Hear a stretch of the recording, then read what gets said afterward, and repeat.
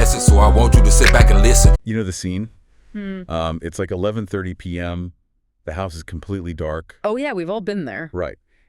And the only light in the entire room is that eerie bluish glow just illuminating your face. Your neck is bent at a terrible angle, your thumb is swiping, and the room is just dead silent. Completely silent. Yeah, and to anyone walking by, you look completely still, totally at rest. But inside your chest, your heart is beating just a little too fast. Your jaw is locked tight, your breathing is incredibly shallow, and cortisol is just quietly flooding your system. You look peaceful, but your body is treating this exact moment like it's navigating a literal war zone. It is, it's really the ultimate modern paradox, isn't it? It really is. Absolute physical stillness on the outside and just profound biological chaos on the inside. Well, welcome to today's deep dive. We're looking at a really brilliant piece of source material by Tyrone Titus Browley II that it exposes the hidden biological cost of this habit that pretty much all of us engage in. Every single day. Yeah. We are taking a magnifying glass to how doom scrolling something we just kind of treat as a time-wasting quirk of modern life is actively, physically dismantling our natural internal rhythms. And, this material fundamentally shifts the lens on how we look at digital consumption. How so? Well, Browley introduces this framework called FIA, which stands for Flowatious Intentional Alignment. Flowatious Intentional Alignment, got it. Right. And it moves the conversation completely away from, productivity hacks or screen time guilt. Instead, it focuses entirely on the physiological mechanics. Okay, let's unpack this, because I'm going to look right at that mechanic. I think a lot of people listening already know doom scrolling is bad. Oh, for sure. Like, we don't need a definition of it. We know it stresses us out. But the cognitive dissonance is fascinating to me. We sit there absorbing absolute misery or outrage, and we tell ourselves we're just being, well-informed. Yes, the classic "I'm just gathering information" excuse. Yeah, exactly. We frame it as information gathering. But honestly, it's like convincing yourself that standing on the side of the highway staring at a horrible car crash is a valid form of traffic research. That is a great way to put it. You aren't researching anything. You're just absorbing the shock of the collision. Yeah, and that cognitive dissonance exists because the brain and the body are operating on two completely different evolutionary timelines. Wait, what do you mean by that? Well, when you consume outrage content or a crisis narrative, your prefrontal cortex, the logical, modern part of your brain, justifies the behavior. Right. Tells you you're doing something important. Exactly. It says, I need to understand this geopolitical issue to be a responsible citizen, or I need to know about this threat so I can protect myself. Makes sense on paper. Right, because the logical brain perceives the text and the videos as abstract data. But here's the catch. Your autonomic nervous system does not process abstract data. Oh, wow. Okay. It processes sensory input and immediate environmental cues. Wait, so my brain rationally knows I'm safely sitting on my couch, but does my body actually think I'm in imminent physical danger just from reading a crisis narrative on a screen? Yes, precisely. And this introduces a concept Browley calls the frequency body. Frequency body. Sounds a bit, sci-fi. It does, but it isn't some esoteric mystical term at all. It refers to the literal biological frequency of your nervous system's operation. Okay, I'm tracking with you. So when you are staring at a screen, your eyes are absorbing rapid visual changes, high contrast imagery, and a ton of blue light at an incredibly high refresh rate. Right, all those micro movements. Exactly. And this specific type of visual input often bypasses the slower, logical processing of the prefrontal cortex entirely. It just skips it. Yep. It feeds directly into the amygdala, which is the brain's threat detection center. That actually makes a lot of sense because, the human eye evolved to track slow-moving natural phenomena, right? Yeah. Like the sun moving across the sky or animals grazing. It definitely didn't evolve to process hypercut, algorithmically optimized, high-contrast digital feeds that flash a totally new context every 3 seconds. No, it didn't. The sheer physiological demand of processing that visual data is already taxing enough. Right. But when you couple that high-speed input with emotionally charged, fear-based content, you create a perfect neurochemical storm. So the body basically panics. The amygdala sounds the alarm. It signals the adrenal glands to release a cocktail of cortisol and adrenaline. Just pumping through your veins while you're in pajamas. Exactly. But because your prefrontal cortex knows you're sitting safely on a couch, it suppresses the physical urge to actually move. You don't run, you don't fight, you just sit there. Which creates that clinical state of dysregulation. You are basically hitting the gas pedal and the emergency brake at the exact same time. That is a perfect analogy. And that state is what the text identifies as a subtle survival mode. Subtle survival mode. Right. It is distinct from an acute panic attack. It is this low-grade simmering hum of tension. Oh, I know that feeling. Most of us do. It is why your shoulders are practically touching your earlobes after 20 minutes on social media, or why you suddenly feel an inexplicable sense of dread, even though literally nothing in your immediate physical environment has changed. Yeah, your body is physically bracing for an impact that just never comes. Exactly. You know, it's almost like a thermostat. Your body has an internal thermostat set to a baseline of calm. But every time you scroll past an outrage-inducing headline, someone essentially opens a window in a blizzard. Oh, I like that. Right. And then the heater, which is your adrenal glands, has to kick into absolute overdrive just to try and maintain the baseline temperature. And eventually the whole system just burns out. That is a phenomenal way to visualize it, because the heater kicking into overdrive means you are no longer controlling your own temperature. Wow. Yeah. Your internal metronome is being dictated by the blizzard outside. You are no longer setting the pace of your own nervous system. The algorithm is. Here's where it gets really interesting, because that brings us directly to a line in the source material that just, it stopped me in my tracks. Which one? It says, where attention flows, rhythm follows. That right there is the core of the FIA philosophy. Flowatious Intentional Alignment. Yes. When you have intentional alignment, your attention and your biological rhythm are moving together consciously. But when we doom scroll, we experience the exact opposite of that. We experience what the text calls borrowed rhythms. Yes.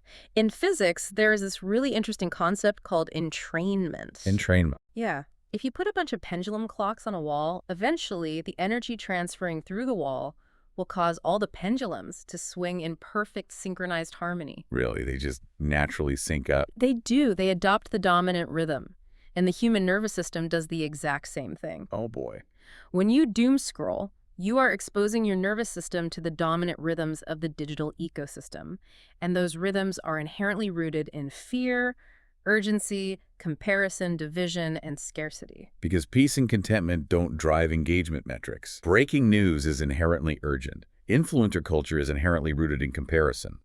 So you are literally biologically entraining yourself to those exact emotional frequencies. You are unconsciously adopting a rhythm that is chaotic and frantic. It's like unknowingly tapping your foot to a really chaotic, stressful song playing in the background at the coffee shop. Yes. You walk in feeling completely fine, but 20 minutes later, your whole vibe is ruined, your heart is racing, and you don't even realize why you feel so agitated. You've adopted the rhythm of the room. That happens all the time. But what happens when we do this every single day? Yeah. Because most of us aren't just visiting the chaotic coffee shop, right? We basically live there. Well, when you repeatedly adopt these borrowed rhythms, the text points out a really severe consequence. You lose your visceral awareness. What does that mean exactly? In clinical terms, this is a degradation of interoception. That's your brain's ability to perceive physical sensations within your own body. Okay. Because your attention is constantly flowing outward, consumed by this relentless external feed, your brain essentially turns down the volume on your internal signals out of sheer evolutionary necessity. Wow. It has to focus on the perceived threats on the screen. So you literally stop feeling your own body. You do. You stop noticing the rising tension in your chest. You stop noticing that your breath has become ragged, or that you've been, holding your breath for 10 seconds while reading a toxic comment section. Oh man, I catch myself doing that all the time, just holding my breath. See, people experience massive nervous system exhaustion, but because their interoception is so degraded, they have no idea why they feel so terrible. They've completely lost connection to their body's innate biological dashboard. They are driving the car, the check engine light is flashing, the fuel gauge is on empty, smoke is literally pouring out of the hood, but they are just staring out the window at the digital billboards passing by. Exactly. The disconnect is profound. But let me challenge this a bit. Sure. Because I think a lot of people listening, myself included, might hear this and think, okay, but the world is chaotic. Let's talk about the dysregulation filter the text proposes. It says we need to ask ourselves, does this content regulate me or dysregulate me? Yes, that is the ultimate guiding question of flowatious intentional alignment. But isn't there a danger in that? Like, some content probably should dysregulate us. If there is a major human rights crisis happening or a profound injustice in my community, Shouldn't I feel uncomfortable? Isn't seeking only regulating content just a recipe for toxic positivity? Or, like, willful privileged ignorance? That is a very fair point. If we only engage with things that keep our internal thermostat perfectly calm, we just become entirely disconnected from reality. That is a crucial distinction to make, and it pushes right at the nuance of Browley's framework. The text doesn't advocate for moving off the grid or ignoring the world or burying your head in the sand. Okay, good. Flowatious intentional alignment isn't about existing in a permanent state of Zen-like bliss while the world burns around you. It is about recognizing that chronic dysregulation actually limits your capacity for effective action. Meaning, you can't actually help a crisis if you're paralyzed by it. Exactly. Think about it. When your nervous system is in that subtle survival mode, when you are flooded with cortisol and your interoception is totally shot, your cognitive bandwidth narrows. You just go into survival mode. You become reactive, cynical, and exhausted. You aren't processing the human rights crisis in a way that leads to meaningful action, empathy, or community support. You are just marinating in the despair of it. Wow. Yeah. The source material argues that you need regulation not to avoid reality, but to have the resilience to engage with it constructively. Okay, that reframes completely. Regulation isn't about apathy. It's about capacity. Exactly. If I want to be an active, helpful participant in a chaotic world, I cannot allow my baseline biological rhythm to be dictated by an algorithm that's literally designed to exploit my amygdala. I have to guard my capacity. That's it. You nailed it. Yeah. And that brings us to the actionable mechanics of reclaiming your alignment. Yes, let's get into the practical side of this. So if we know that scrolling is an active energetic disruption that bypasses the logical brain, we have to intervene at the environmental and physical levels. Meaning, we aren't just telling ourselves to scroll less, right? Mm. Because willpower alone rarely works against a billion-dollar algorithm. Exactly. Willpower is not enough. So what's the practical answer here? How do we actually build this flowatious intentional alignment? The first mechanism is radically curating your inputs by setting intentional content boundaries. Okay, what does that look like?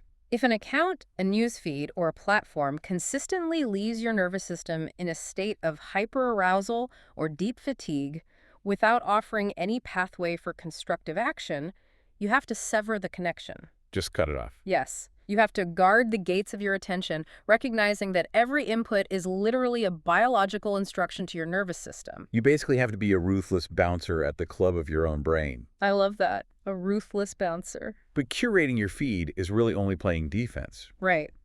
If you just stopped the external chaos from getting in, the nervous system is left with this massive void.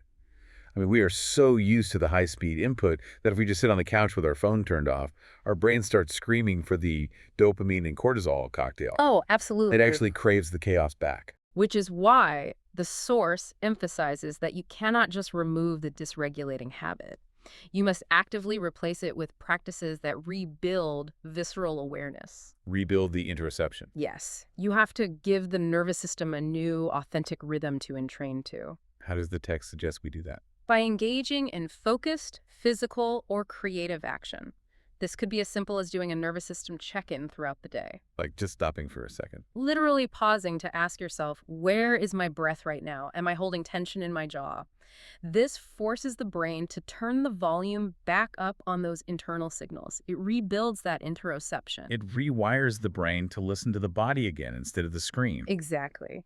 And the text also points to things like dedicated digital detox periods. Like weekends off. Or even smaller windows, specifically in the first hour after waking and the last hour before sleep. Well, those are the hardest times. They are, but those are the most critical windows for your nervous system's natural transition state. By protecting those windows and filling them with stillness, physical movement, or tactile hobbies, things that require your hands and your presence but don't flash blue light at your retina, you allow your internal metronome to reset. That makes total sense. You stop borrowing the rhythm of the algorithm and start generating your own. So what does this all mean? If we pull all of these threads together, the core message from Tyrone Titus Browley II's work is a fundamental shift in how we view our autonomy. Yes.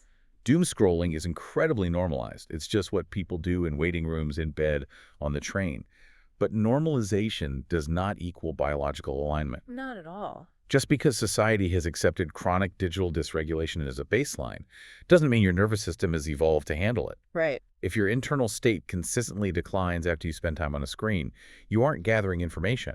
Your rhythm is actively absorbing external chaos, and it is costing you your visceral awareness. That is the defining insight right there. We have allowed a state of subtle survival to become our daily default. But I want to leave everyone with a closing thought directly from the source, because it captures the stakes of this dynamic perfectly. Please do.